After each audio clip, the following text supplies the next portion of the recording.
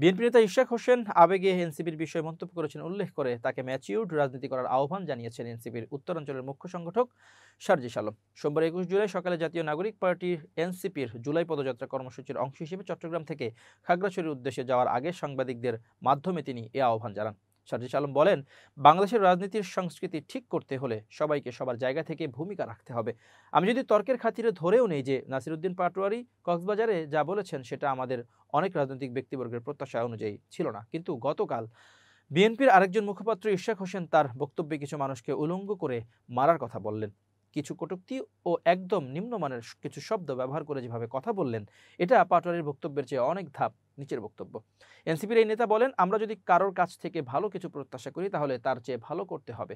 যদি তার চেয়ে খারাপ কিছু করে ভালো প্রত্যাশা করি তাহলে তো ভালো হবে না। আমরা চাই বাংলাদেশের রাজনীতিতে প্রত্যেকটা ব্যক্তির মধ্যে সম্মানজনক সম্পর্ক গড়ে উঠুক। এজন্য আমাদের যা করার সর্বোচ্চ চেষ্টা করব।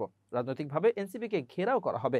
ইশরাক হোসেনের এমন বক্তব্যের প্রতিক্রিয়ায় তিনি বলেন, গতকাল ইশরাক ভাইয়ের বক্তব্য শুনে মনে হয়েছে তিনি একেবারেই আবেগের বশবর্তী হয়ে ওই বক্তব্য দিয়েছেন। তার বক্তব্যে পলিটিক্যাল ম্যাচুরিটি কিছুই দেখিনি। আমরা আশা করছি ফ্যাসিস্ট বিরোধী লড়াইয়ে যেমন ইশরাক হোসেনকে দেখেছিলাম, আমরা সেই ইশরাক হোসেনকে দেখতে চাই। এ ধরনের বক্তব্য তার কাছে কখনোই প্রত্যাশিত নয়। এ সময় আওয়ামী লীগের হরতাল প্রসঙ্গে সার্জিস বলেন, আওয়ামী লীগ একটা নিষিদ্ধ দল। তাদের হরতাল বাংলাদেশের মানুষ পরোয়া করে না, বরং তারা যা করছে এটি সন্ত্রাসী কার্যক্রম।